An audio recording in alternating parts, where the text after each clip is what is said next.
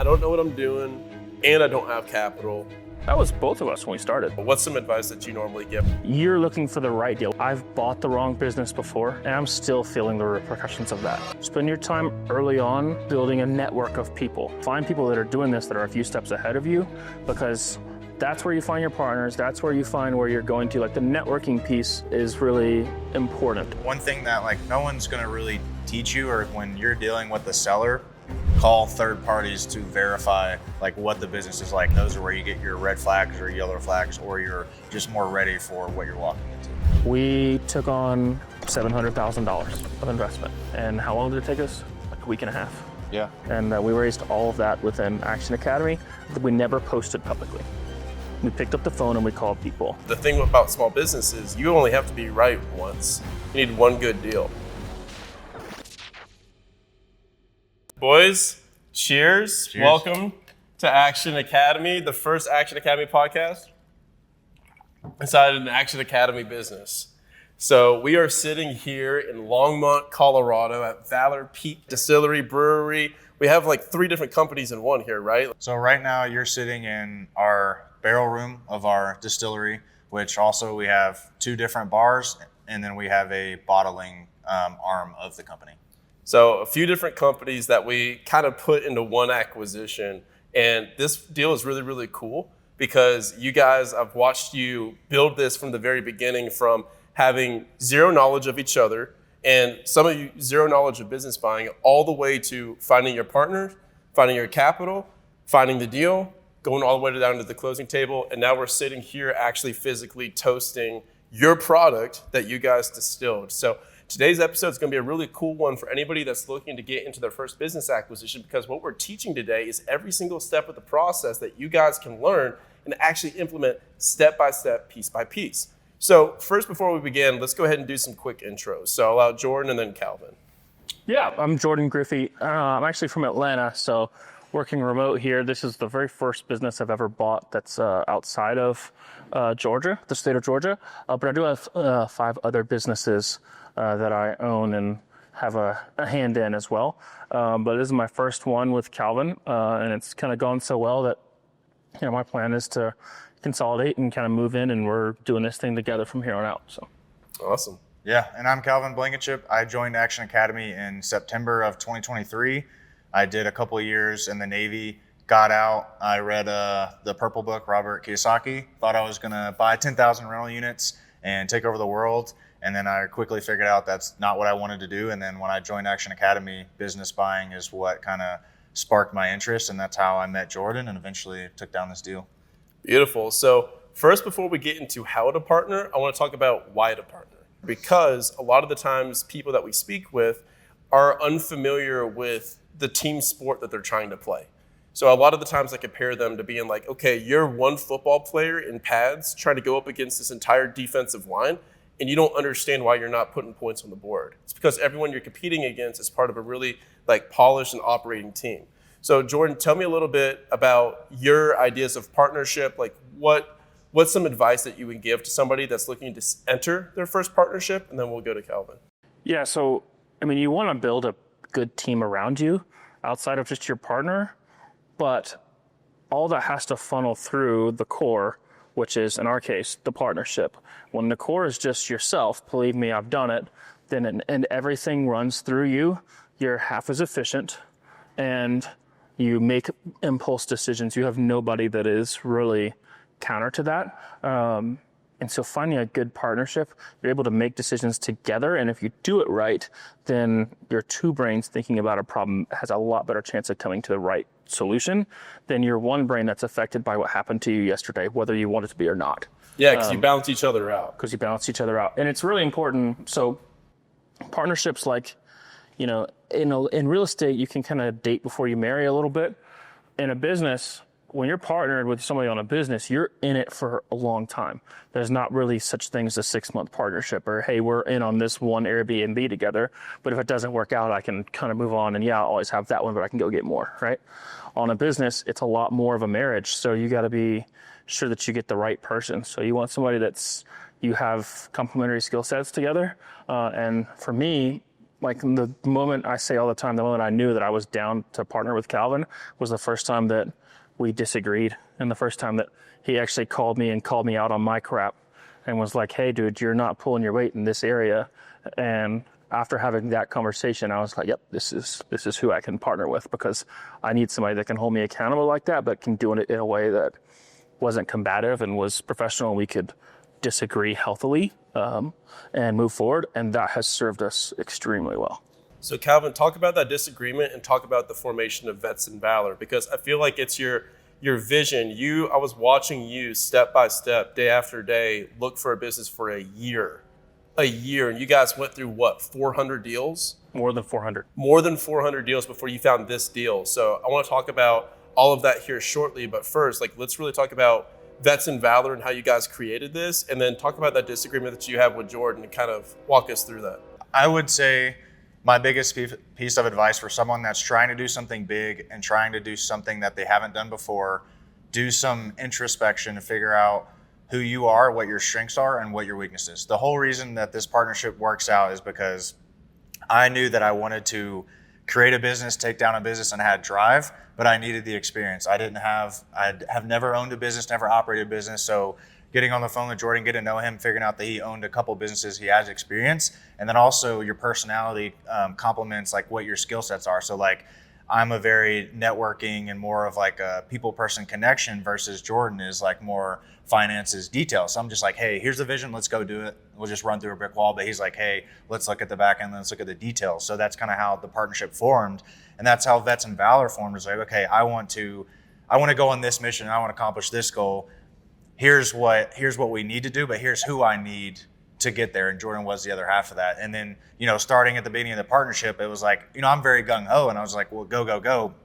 And Jordan's also busy because he has other businesses, but I'm still going to hold him accountable to the standard that I want for Vets and Valor. So that's, where the disagreement, I was feeling like I was pulling more weight looking for these deals than he was. So I was like, hey, we just need to manage expectations or check in to see if anything was going wrong. And that's just the switch that he needed to just get back on track is all it was. So a lot of people ask the question, what is an average timeline I can expect if I'm starting from scratch and I want to go buy a business? And a lot of people are trying to buy businesses on their own, which now that we've gone full cycle on dozens and dozens of businesses in Action Academy, we have hundreds of people doing it. Good God, the idea of doing it by yourself sounds like terrifying. Being on both sides of this, even myself. So if you were to give advice to somebody, if they were trying to go full cycle, we'll say by themselves, and then let's say like even within something like Action Academy or a mastermind where you're around people, I normally tell people, I'm like, hey, it's gonna still be a solid 8 to 12 months, like realistically. But the thing about small business is you only have to be right once. You need one good deal. So what's some advice that you normally give to people about timeline? Not to worry as much about it. Okay. Because you're looking for the right deal. We went through 400 plus deals on this to find the right one. And I've bought the wrong business before. And I'm still feeling the repercussions of that. And so I knew that I wanted to get it right on the front end. And so, we were really, really strict on what we were going to offer on. And then even that from there, walking away in the middle of the process. So timeline wise, I would just pump your brakes and focus on the lead measures, focus on doing the things that you need to do, reaching out to brokers, underwriting deals consistently. I tell people that just start out all the time, I don't care where you get the numbers, go and biz, buy, sell, it doesn't matter. Just pull numbers consistently and underwrite consistently so that you can get the flow of it. Even if you're not going to buy that deal, it's okay in the beginning. It's still a worthwhile expenditure of effort to do the numbers and understand how to do it and write it, even if this isn't for me. And, eventually you get to the point where you don't have to do that as much anymore, but, doing all the lead measures on the front end and let the timeline be what the timeline is, because you don't want to rush into something because you want to get in the game and end up with something that really ends up setting you back as opposed to propelling you forward. I think that's important to say because, again, like if you buy a crappy flip, you can get out of the flip. If you buy a crappy Airbnb, you can get out of the Airbnb. But if you buy a crappy business, you've just built yourself a prison that's even worse than the day job that you just left. Correct. So I think that it is really important for us to measure 3 times cut once here. So Calvin, as you're going through this process, you you have these different areas to master in business acquisition. You have networking, you have underwriting, you have diligence. Like, what order should people focus on? Like, when they're starting from brand new scratch and they have none of these skill sets, what should they focus on first before moving to the others? Or do you kind of build them all at the same time? I would say my best advice and what works for me is doing the most of what you enjoy, and like find whatever you hate, either find the partner that does that and enjoys that, because that's how you're going to get more of your underwriting done, or whatever you need to do, or look at more deals. Is if I hate underwriting and I have 100 deals in front of me, I need to do a full underwrite. It's going to take me way longer versus someone loves it, versus me talking to 100 brokers because I like building relationships. So that's the number one piece of advice for me, is just like focus on what you're best at and you like, and then to try to find someone to delegate what you dislike and you're not good at. Spend your time early on building a network of people. That's why Action Academy is great, because it's built in. But however you do it, find people that are doing this that are a few steps ahead of you, because that's where you find your partners. That's where you find where you're going to. Like, the networking piece is really important as you're learning all about it too. You can YouTube all day long, but having somebody to pick up the phone and go, hey, what do I do when the broker says you can't talk to my seller because you don't have enough capital? Yeah, I don't have an answer. What do I do? You're not gonna be able to find that on YouTube. Mm-hmm. But you pick up the phone, you call somebody that's done it a couple times before, very quickly you find an answer. I think it's important because a lot of the times in the very beginning, I remember having this belief that if I hated doing something, everyone else hated doing something. So for instance, it's like, now I've bought 5 companies and now we're pacing for having maybe 10 companies by the end of this year. And it's like, I'm not a big underwriter. Like, that is not my strength, that is not my skill set, but I know enough to be dangerous. And I think that that's also important, because you need to know enough to be able to recognize if you're getting screwed over or if somebody's missing something. But you also need to have the people and partners in place that are like the ones that absolutely love that and the ones that are diving into it. So let's talk really quickly about maybe 2 forms of underwriting, and then I want to get into maybe some partnership tips or networking tricks. So what I look at underwriting, I look at a qualitative underwrite and I look at a quantitative underwrite. So the quantitative underwrite is going to be, okay, let's actually dive through the P&Ls. Let's look at the discrepancies between what we're seeing on paper and what's on the PSA versus what the numbers are actually saying and what people are trying to hide, like where are the bodies buried, right? For the qualitative underwrite, it's going to be, let me look at this business a few different ways. Like, Jordan, you and I went on a business call one time with a broker of one that we were possibly going to buy. And we immediately sniffed it out because we found out that one of the customers was like 80% of the revenue. Customer concentration risk, done. So what's some advice that you can give on some qualitative underwriting that you can do for a business where it's almost like the sniff test that people can take to knock out like 80% of deals that they're looking at? Everybody talks about multiples. I define my multiple based on what the risk is on the deal. 1,000%. And so how do you determine the risk? It's really personal, but you can have the numbers all day and know what the numbers are all day, but without considering risk factors, which is really what the qualitative underwriting that you're talking about is determining risk factors. You're going to end up buying a bad business. But what risk factors to look for? Well, there's a lot. We could spend a whole podcast on that, but kind of the biggest ones are, I would say, what I see all the time is customer concentration, of like you have 2, 1, 3 customers that make up a large bulk of your deal. And the reason that that's bad is because changing business ownership can be messy and it scares clients off. And so to expect to just walk in and keep every single client that company has is foolish. And they're going to renegotiate. Right. So they also realize they have the leverage at that point. So they're either going to renegotiate or drop. Either one is bad for you, and now all those numbers that you just underwrote off of are kind of useless because the game has changed.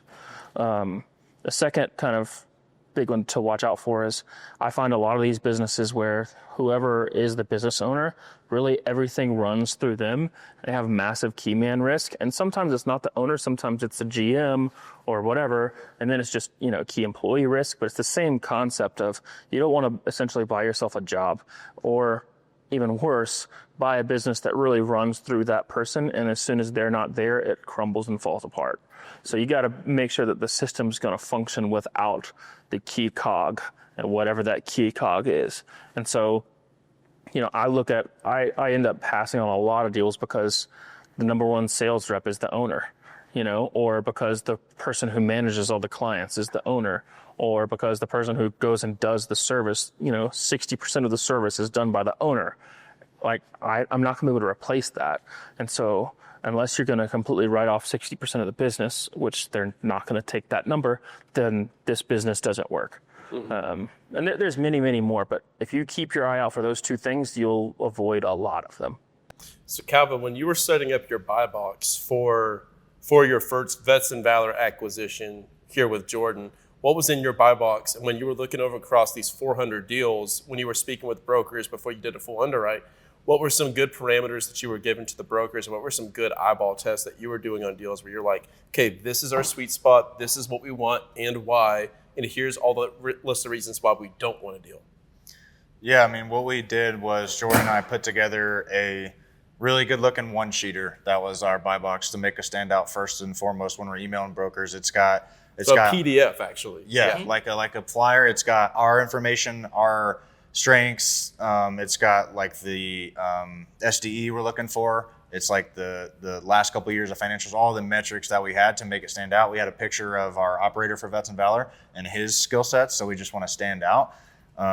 But for like actual underwriting or like sniffing out a deal, like the SIM or the PPM is like the most important thing. Like you said, it's like underwriting isn't just looking at the numbers. It's looking at reading between the lines of the information. Like, what's the key man risk? What is the relationship of the owners? Like, another big factor you need to look for is like location. If it's your first business, like the reality is you need to be in the location for at least the first year for you to understand it, because like Jordan said, if you have an owner transition and he knows everything about the business, he does the majority of the work or has the majority of the client relationships, and you buy a business out of state and you're not there, well, the business is just going to fall because one, you don't know anything about it, and two, you're not there to generate new business because the other owner was doing all the work and now you can't. Mm-hmm. So that's the biggest thing, is like one of the couple biggest things that I see with people that are trying to buy businesses and things that they don't think about is like the key man risk of the operator, who's going to run it. Because if you don't have time to run it full time, you don't need to get in the deal.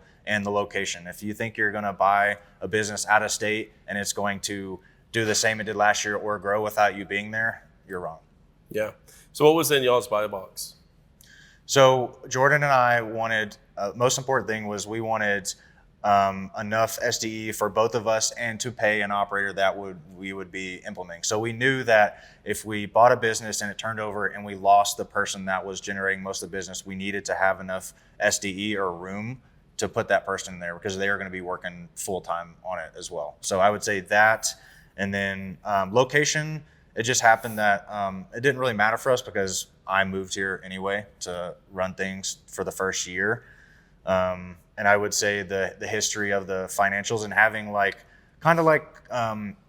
not too much of customer concentration, but different streams of revenue. If like one stream of revenue fell, we had three more on the ready to make sure. Because like the first year ownership of a business, like most likely it's going to stay the same or go down just because there's turnover, there's things that you have to learn, and that's just the reality. So we knew if we had a strong base of 3 to 4 different streams of revenue within the business, we would be safe.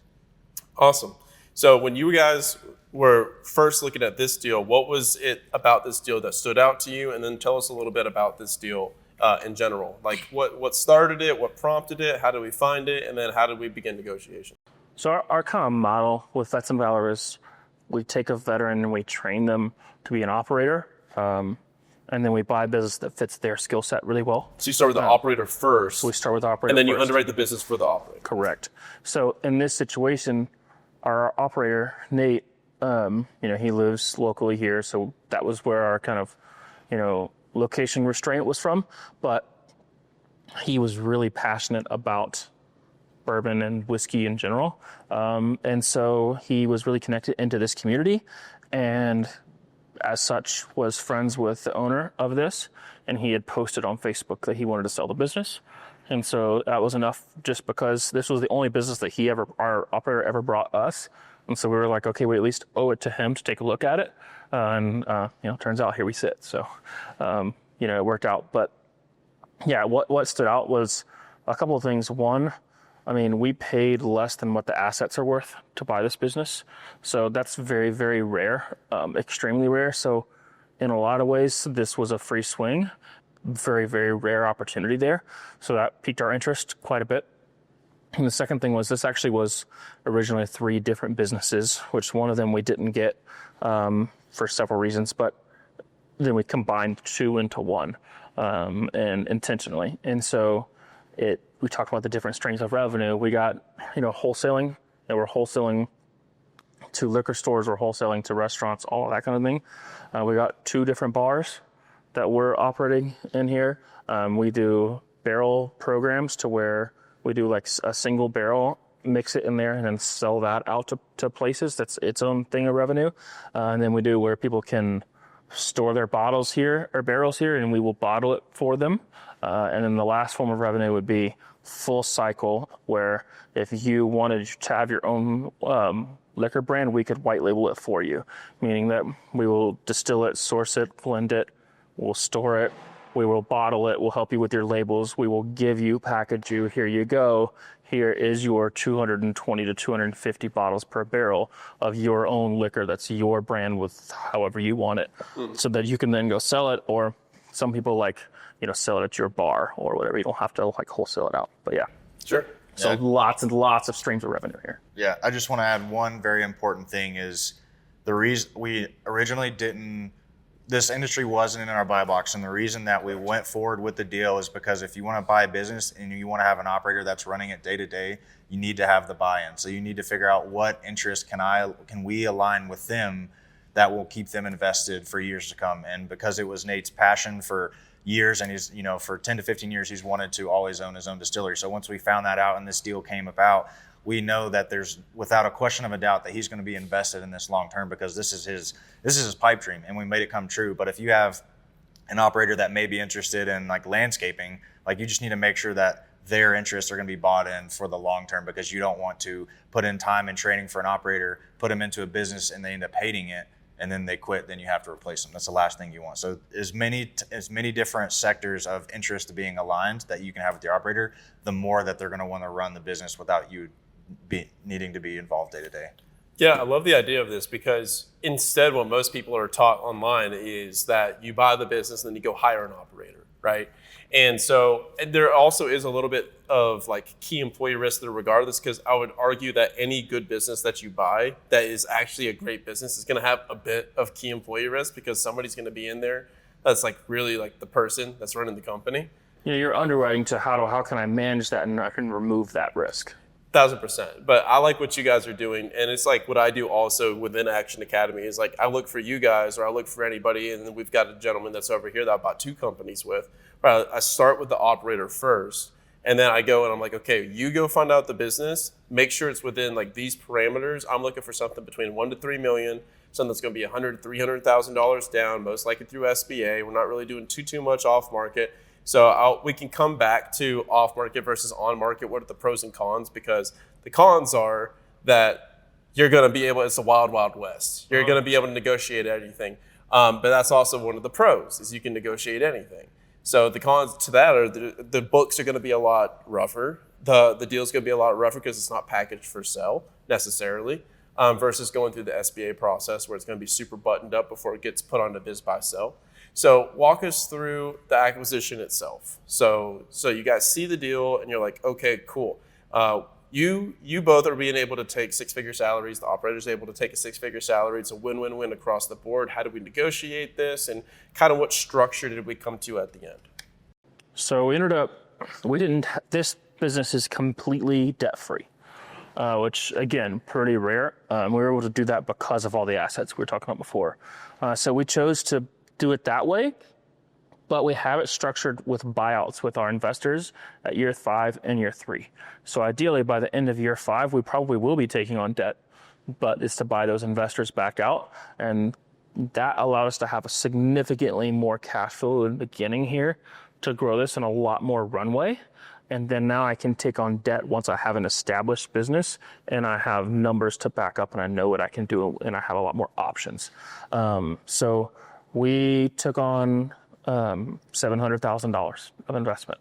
So, we raised all of that within Action Academy, and we raised all of that by personal relationships. We never posted publicly.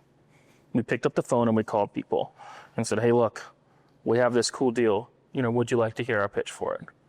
Let's set up a call. And how long did it take us? Like a week and a half. Yeah. Raised it a week and a half. But to talk about the structure, so because we decided to do it debt-free, we knew that we were going to need a significant amount of operating costs beforehand. Mm-hmm. And we even spent more than we thought we were going to on the front end. So why did you decide debt-free? We wanted the runway in the beginning. So I didn't want to be beholden to a SBA payment that had a huge price tag on it in the beginning.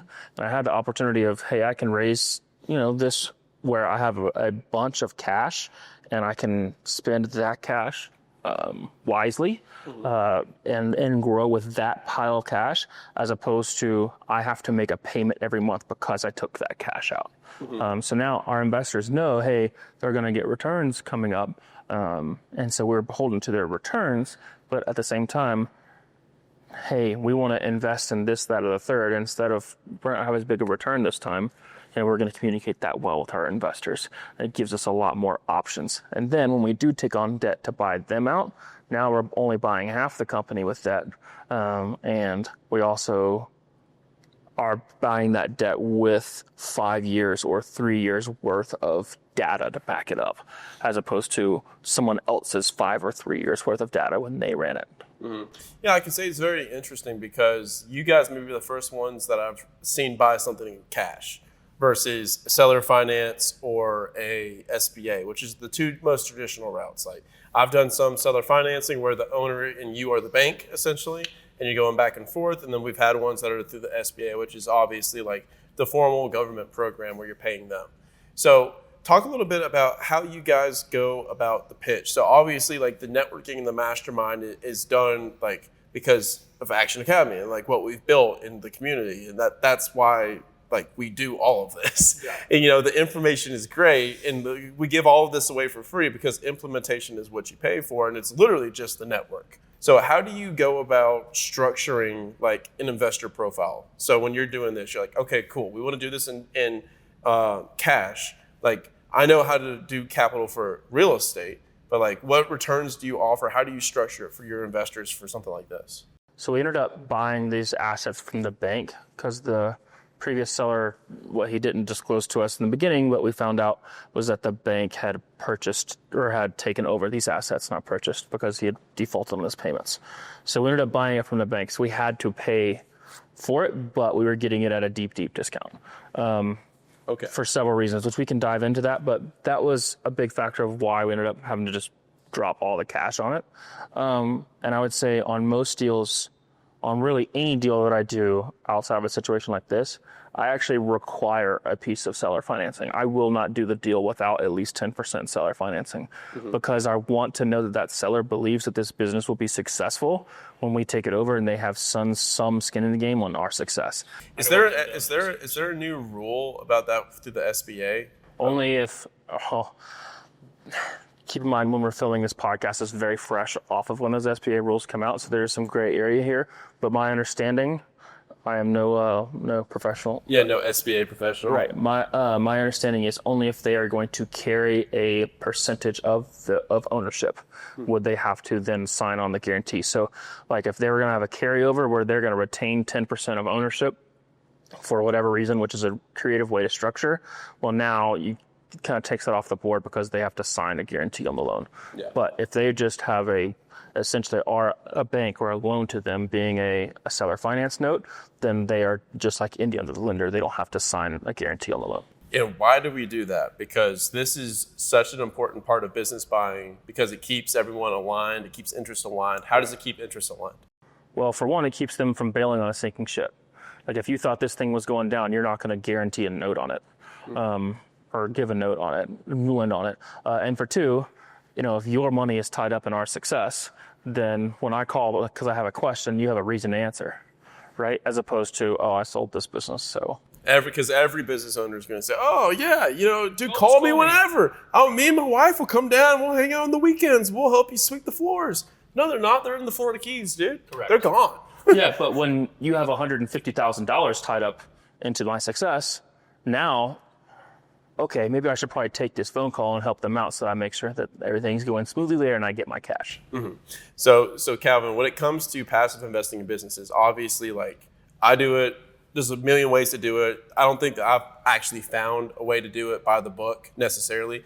When in the real estate world, you see, okay, cool, it's a 7% pref, maybe a 2x equity multiplier at year 5, right?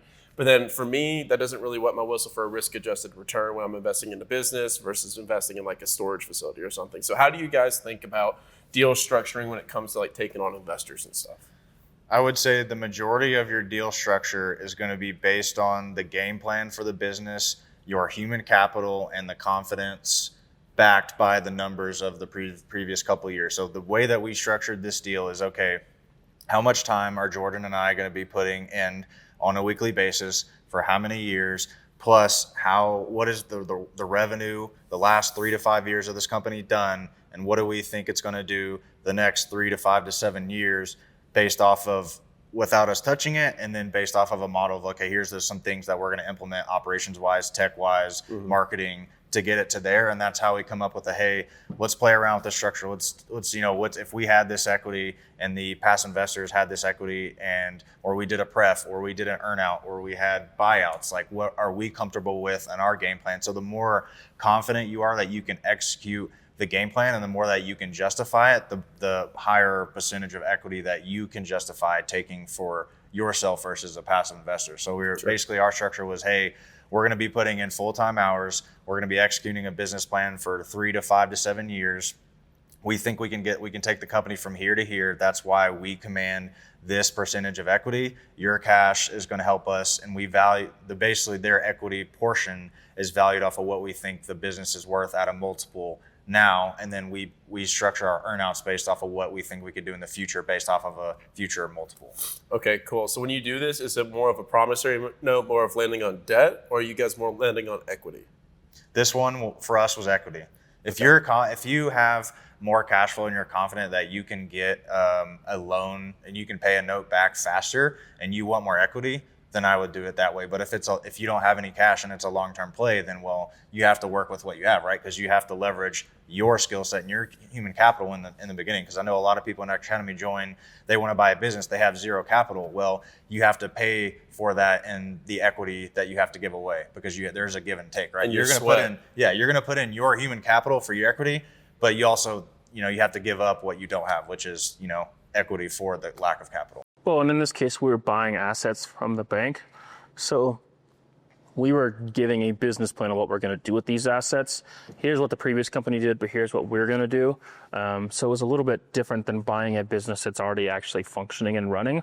It's a lot harder to get a loan on, hey, I'm going to buy these assets and then turn it into a business. This is what someone else did with those assets, than it is, hey, here's the numbers that this business is actually doing, if that makes sense. Mm-hmm. But the reason that we were able to do this, and like you said, the raise was kind of easy for us because we put in 12 to 14 months of 3 to 5 calls a week, networking with Action Academy members and providing value and not expecting anything in return, and helping other people out with their deals, their underwriting. So if you don't have your capital, you have to leverage your human capital, your sweat. That's going to take time and consistency. I mean, I would say the number one thing that is attributed to our success is getting on 3 to 5 calls a week. How many of other people's deals do you think you have looked at in the last year?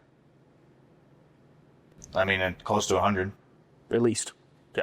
I wanted to bring that up and talk about the importance of that, because somebody may listen to this and they'd say, oh, I could just join a mastermind and I could just raise capital. That's not true. That's not true. So when you join a mastermind, the point of the mastermind is access.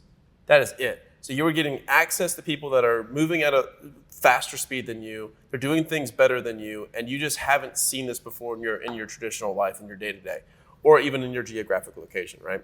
So even when you get the access, you need to go in and you need to find ways to add value to these people, without any expectation of return, like exactly what you guys were saying. So you guys are always on the calls, hosting calls, helping people. Hey, you're looking at a deal? Yeah, let me help you underwrite that. Let me do this. Let me spend my evenings doing this. And you guys were able to do that for a year up until this point. And then when the time came for you to make an ask, it was an easy ask to make because people didn't really necessarily care about the deal, even when I was looking at y'all's deal and I wasn't able to invest because you guys raised it so freaking fast. But it's like at the end of the day, people didn't really care about the deal that much. All they know is I know Jordan and Calvin, I like Jordan and Calvin, and I trust Jordan and Calvin. So there's a guy in my pod. He's about to raise to buy a big hotel. And so he was telling us like, oh, I'm nervous about this raise, da-da-da-da. And I was like, well, what's your minimum investment? And he's like, $50,000. I was like, cool, you're $50,000 closer. And he was like, well, you don't know any of the numbers. I was like, yeah, but I know you. So, I'm in. Let me know what the returns are. Who's that, Drew? No, it's Nate. Ah, yeah. Yeah. There you go. So, a different Nate than our operator. He runs a hostel company. Yeah, he's on this podcast. Yeah. How's it hostels? He's awesome. But it was an easy thing because, for one, he's invested in some of our deals. And for two, I know he has a track record of success. And I know that my money is well spent with him.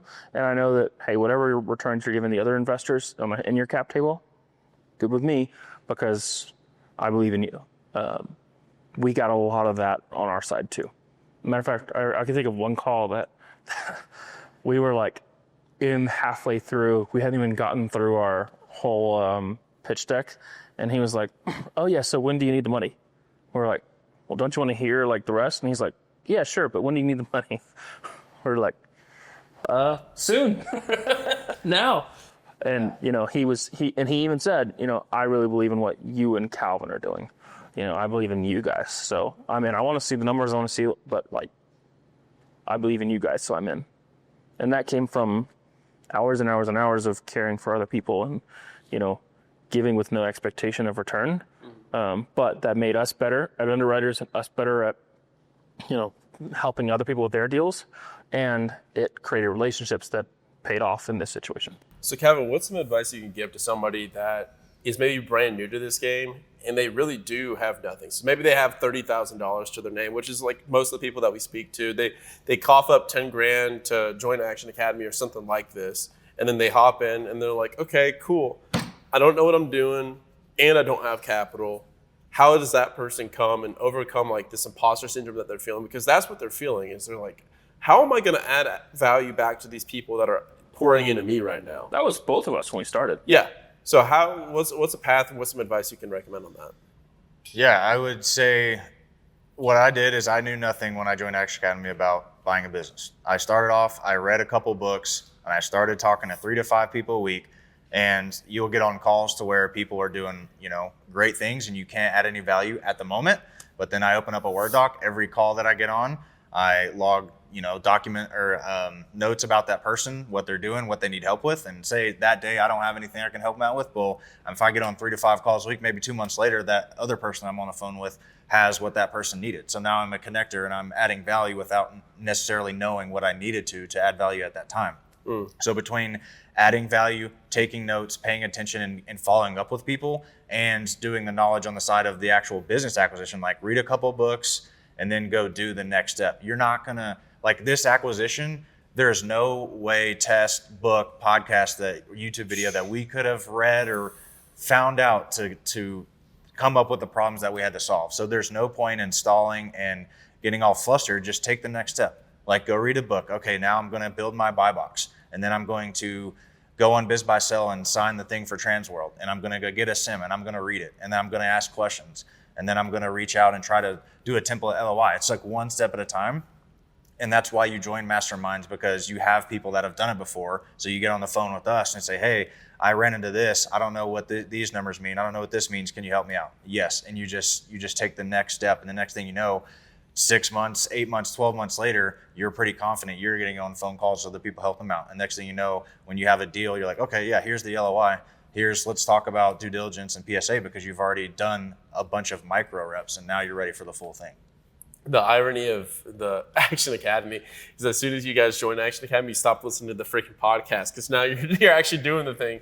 So it's like we lose our most loyal listeners because they go from listening to 4 or 5 episodes a week. You're like, dude, I'm too busy doing the thing. And that's how you actually learn it, right? As we're kind of closing out here, let's talk about maybe 1 or 2 stories from this deal where you're like, wow, I've read a lot of books. I've listened to a bunch of podcasts. I've done a lot of business. I was not prepared for this, and now I know this through experience. And this is advice that I would give to somebody else so that they can prevent this. I'll do one pre-acquisition, like due diligence. One thing that like no one's going to really teach you, or things that like we definitely avoided some huge roadblocks, was when you're dealing with the seller and you have other references or people you can call third parties to verify like what the business is like. Because we thought at the beginning of this deal that we had one owner selling 3 different companies, and then it finds out we make a couple of phone calls, and then the bank owns one company, another person owns the other company through a seller finance note, and then like this other company isn't doing so well either because we did the due diligence to like talk to other local lenders or attorneys or employees or whatever. So like there's things that you won't find out from the seller, you have to find out through other people. And that's something like the way that you can get the tea or like whatever the seller's not going to tell you, because there's always something. It's not like you're never going to have a perfect There's business. always bodies buried. Right. And the more you call around, the more you ask for references or other things, the more those are to come out. And those are where you get your red flags or yellow flags, or you're just more ready for what you're walking into. You need to be strategic about the relationships that you start building for the deal. We spent on this one a lot of money on consultants and lawyers. And I do think if I know now what I know then, I think I could have cut some of that down. Now, a lot of it was really important and we needed all of it. And I'm not saying we shouldn't have hired any of those people, but a lot of people will sell you their skill and how they can help you. And then $20,000 later, you have a product, but maybe not the product that you should have gotten for 20 grand. What were some consultants that you guys were hiring? We hired a consultant that came and valued all of the whiskey, or all of the juice and all the barrels, as well as all the distillery equipment. We also had a consultant that helped us get our liquor license for the state. We had a lawyer that got a liquor license or other way around, a lawyer for the state and a consultant for the feds. And then we had a lawyer for our lease. We had a lawyer for our liquor compliance. We had a lawyer for our PSA. We had These are all different lawyers? Yeah. Damn. Yeah, because when you get into an industry like this, I mean, when you're talking about federal regulations, state regulations, like all that, it gets specific. And then you talk about a lease, like one lawyer isn't like, I would kind of question if my lawyer can do a PSA, can negotiate a lease, knows everything about state and federal liquor laws and like everything else that we ran into, like I would question them, because attorneys, that the best ones are specialized. So that's kind of why we wanted to make sure we were doing the right steps on this deal. With the liquor industry, it's just so much that you don't know, so you just need to hire someone that has years of experience, and that's just how it worked out. But it was needed and it was worth it. But yeah, do your due diligence, call references for consultants that you would hire, and see if their pricing is right, if the quality of the product or service that they're going to get out is right. Because the attorney fees and like the consulting fees or like financial advisory, that stuff adds up really quick. And I think that's another thing that doesn't get talked about, is when you're trying to buy a business, there's a lot of capital that you have to pay for things before you close the deal. It's not like you just raise money from investors and that when you close, you get all that money. It's like, no, you have to pay for attorneys, you have to pay for consultants, you have to pay for you to fly out and do due diligence, and like the human capital, it's a lot more than you think. So just know that there's going to be a budget that you will have to pay people in order to get the services that you need to complete due diligence. And there's a risk there of losing it, but that's the cost of playing the game.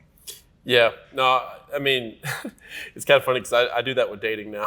I'm like, sometimes you fly out, you're like, all right, well, my coach said, actually, because I flew out for a date, and then he said, well, see, that didn't go well, but you'd fly out for a hotel, right? And I was like, yeah, I would. And he goes, well, all right, you're going to complain about doing some diligence on your future wife? I was like, all right. That's a good way to look at it. That's a good way to look at it. Something to think about. So in closing, Jordan, 2 lessons that you've taken away from this process now that we're sitting here literally past the closing table at the freaking distillery table with y'all's product sitting here and we're drinking it. 2 lessons that you've learned that you didn't know about business buying before. And then same question to Calvin. This is the first one that I bought with a partner. Which is crazy. Yeah, it is crazy. And the process was so much better and so much easier. And like we made decisions together as opposed to it all being on my shoulders, working together. And even problems, we've had significant problems post that we've worked together to solve that I don't frankly know that I could have solved as well without him. And so finding a good partner is the lesson that I learned here. Because if we would have been partnered 2-3 years ago, I'd be like way farther than where I am now. And the second thing is personnel management is very difficult and very important. And so you really want to be strategic on your hires and really want to be strategic on who you're surrounding yourself with, because company culture and building a team is something that a lot of people write books about and a lot of people talk about, and you can go listen to Simon Sinek all day long, but until you are in it and doing it, it's really, really, really hard. And so, being just like we had a strategic business plan and a strategic sales plan, and like we were extremely strategic on every single thing that we did, you should be that strategic with who you hire as well. I mean, we already fired somebody. We're having it opened and we've fired somebody. So getting the personnel right and getting the personnel, because ultimately they are the business. Mm-hmm. Like your job as the owner, you would say that your job is to take care of the people of Action Academy, right? I disagree. I think your job is to take care of the people who take care of the people in Action Academy. Mm-hmm. My job is to take care of the people of this company who take care of my customers and empower them to do so. And when I focus on it like that, that's how you build a successful business, and that's how you should hire for, really, I guess to put it simply, hire for fit. Yeah. We can teach things, we can teach skill, hire for fit. Yeah, there's about 3 years deep of running this company now. There was about year 1.5, about going into year 2. I started asking the question once we had about a team of 6. I was like, what does a CEO do? Because you hear like, oh, delegate everything. He takes naps. Yeah, I'm like, okay, cool. So what does a CEO do? And the best answer I got for that is 3 things. So number 1 is you make sure you don't run out of money. Number 2 is you set the vision for the company. And number 3, you attract and retain top talent. It's the job of the CEO of the company. So that is all you focus on. Yep. Awesome. Calvin? I would say one of the most important lessons that I learned, and you won't learn until you acquire a business, is that the emotional time and effort you spend solving emotional problems is going to, I would say the majority of the time, outweigh the time and effort you spend solving tactical problems. So your personnel problems, their people, their personal lives, and solving those problems is going to take a lot more time and energy than solving your marketing problems, your operational problems. So the problems on your business plan. You think you're going to go in and buy a business and just worry about, how am I going to set up the Google and Meta ads to just increase revenue? But it's going to be like, okay, this employee is not responding well or not communicating this and that because they have this and that going on in their personal life. Like that is what makes or breaks a company, is how well that you can solve those emotional and personal problems. That's what people are. That's what they're worried about. Most of the time, your employees aren't going to come in every day and be worried about, how do I get all these bottles and these labels done? They're going to, what about my family? What about my wife and my son and the other stuff? So as long as you can help them solve those problems, they'll be a lot happier working for you. Mm. And then any other closing? Yeah, the other thing is we talked about it at the beginning, but when you're first joining Action Academy or whatever your goal you're trying to accomplish, throw the timeline out of the window and worry about the lead measures that you put in. Because if I said, hey, you're going to accomplish everything you ever wanted in 5 years, but you wanted to accomplish it in 3 years, would you be mad that you accomplished it in 5 because you had everything you wanted? No. So don't worry about joining Action Academy, closing on a business within 6 months, because that doesn't matter. As long as you do your 3 to 5 calls a week, do your X amount of underwriting, do your X amount of broker outreach, that outcome will come when it's supposed to, not when you think it will. Because it took us, I thought took a lot quicker, but it took me over a year. And am I happy that it took that long? Yes, because I learned so much more and I earned it. But like, just throw the timeline out the window. As long as you focus and set your achievement or happiness goal on doing those lead measures and not the outcomes of those, then you'll be a lot happier. Beautiful. And if people want to follow along the journey, I know it's not going to be Jordan's freaking social media because he doesn't freaking post, but where can they find out more about you guys? And then also if they want to follow the distillery. Yeah, so our company, Vets and Valor, vetsandvalor.com is the best place to get to know more about us. And then the distillery is Valor Peak Distillery on Facebook and Instagram and the website. ValorPeakDistillery.com. You can order bottles and have them shipped to your door. Yeah, you guys want to order the bottles that you hear from about on the podcast now. All right, so. Is it good though? It was wonderful. This is my second. Now there's many more to come. As we have 60 Action Academy members inbound for Colorado, Longmont, Colorado right now to rock and roll and celebrate you guys. We have people going to the airport right now to pick some of them up. Let's go. So guys, thanks so much for coming on. It's been Brian, Jordan, and Calvin with the Action Academy podcast. Guys, if you are interested in joining Action Academy, we would love to have you. You can go in the link in the show description or in the show notes, and you can book a call with our team. It's going to be probably someone like Jordan or Calvin. It's an actual member that can talk to you. But if not, even if not, this is 100% free. You can check out Action Academy podcast, subscribe, and we'll see you guys for the next one.